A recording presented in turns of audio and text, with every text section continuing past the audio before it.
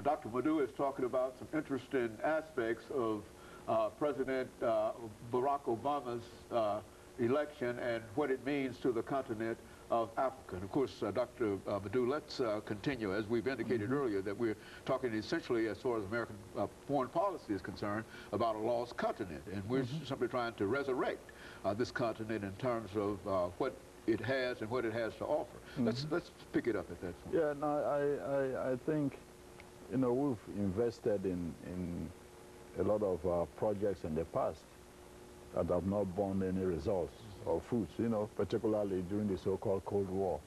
The money was being thrown at dictators like Mobutu and the rest, you know, just to buy them, to keep them off from Russia.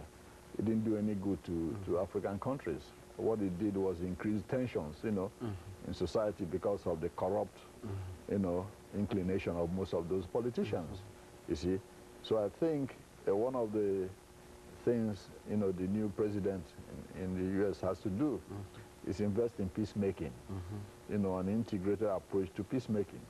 For example, in the Sudan, okay, we had a peaceful agreement between the central government and Southern Sudan, but left Darfur. That was not integrated. That problem still exists.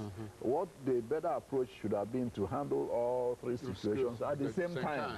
Sign all those agreements at the same time, so there'll be peace in Darfur at the same time as peace in South Sudan. Instead, what the Bush administration did, you know, was bring the Southern Sudanese and the central government together to sign a peace agreement, leaving Darfur for another time. It should have been all three together. You see, that would have been better. Now the conflict is still raging. You see, another problem is not identifying the source of the conflicts. At times, most of the conflicts in Africa are more complex than you see because of the division of the borders. For example, in Sudan, you have the Lord's Resistance Army.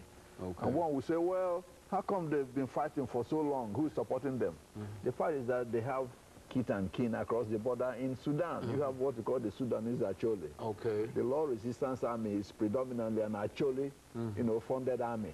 In Uganda, so they cross, you know, so you can't deal with the Lord Resistance Army in isolation without dealing with the Sudanese problem. Understand? Exactly. The same thing happening in Chad. You know, a lot of people, ethnic group in Chad also have their kith and kin in Darfur, in the Sudan. You see? So these are all mixed together. The same with the Congo. You see the problem happening in the Congo. You have what you call the Kenya-Rwanda in the Congo. People who came from Rwanda. Okay? So any problem concerning Rwanda, they will feel also involved because they are kids across the border. You see? So these conflicts are all interwoven. So what has been happening is that they've been dealt in isolation, not thinking about the overall, you know, overarching relationship. The crisis in Somalia, you can't deal with it in isolation without dealing with the problem still festering between Ethiopia and Eritrea. Okay? Because those three problems are interrelated. See, one way or the other. You know, in Ethiopia, you have, in Ogaden Desert, you have people who have kith and kin in Somalia, called the Afars and Isars. You see? So they will sympathize with their kith and kin across the border. The same with Djibouti. Djibouti, those who occupy Djibouti also are the Afars and Isars, who also have kith and kin in Somalia. In fact, Somalia still claims Djibouti as part of it, claims the Ogaden Desert as part of it. So you cannot deal with those problems there in isolation. You have to deal with the Ethiopia, Eritrea, Somalia problem as an integrated regional approach. The same way you deal with the Sudanese, Ugandan, Chadian problem as also an integrated, you know, approach to crisis solving. That is very important. You see, so you cannot deal with it in isolation. The same with the Congo problem. Rwanda, Burundi, you know, Congo, Uganda, it has to be dealt also all together. Exactly, in a regional context, in a strategic regional context. See, because of the interlocking relationships across the borders. And you think that we are in a position, our policymakers would probably be in a position better than any Western European country to deal on a regional fashion with these countries simply because we've never been involved in these countries before, and we would not, especially think to have had any kind of favoritism toward one or the other. Would that be... As a colonial power, you know, the U.S. has not been a colonial power in Africa. Okay. Though, you know, during the independence movements in the continent, you know, it played a role in supporting the regimes that wanted to stay naively, you know.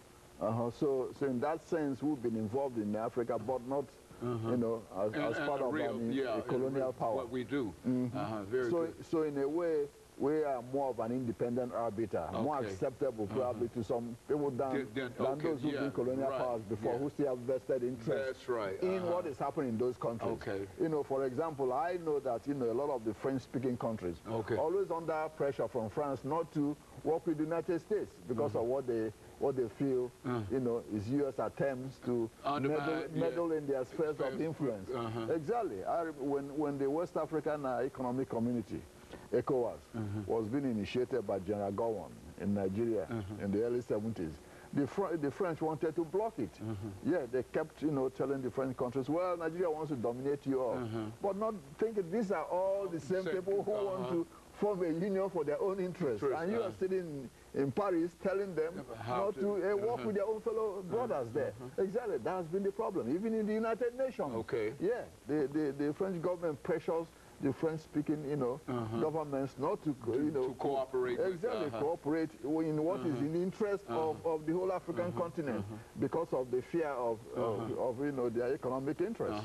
And so we have that great advantage of not having been a colonial power, and that we really have a clean slate, that we could even make a regional approach that would not be suspect, as it would probably be if one of the other countries were to make such an approach. Absolutely, and President Obama is better situated than any president in the world, and any past president of the United States to make an impact on the continent now, because people will view him as a son of the continent, and now that's what he is. That's what he is, because he's directly linked to the continent, not indirectly. You know, he didn't come over on a slave ship and look back, but that's correct. He's directly linked to it in blood, you know, because his father from the low ethnic group and from what I understand, whenever he makes an appearance in Hawaii, in Africa, or whatever, lines are miles and miles long. Everybody trying to, as it was yesterday in Canada, people are simply trying to get out to see him. And so he has a lot of prestige in terms of trying to deal with this specific kind of problem. Is that what we're saying here? Precisely. You know, he's in a position to become a great transformational leader insofar as the continent of Africa is concerned. You know, you hear of the phrase trade, not aid. Well, you know, what the problem is that you cannot have trade when the partners are unequal, and that's been the problem. So when some of the Western countries are tired, you know, of helping African countries, you know, the past colonial powers, they say, well, trade, not aid.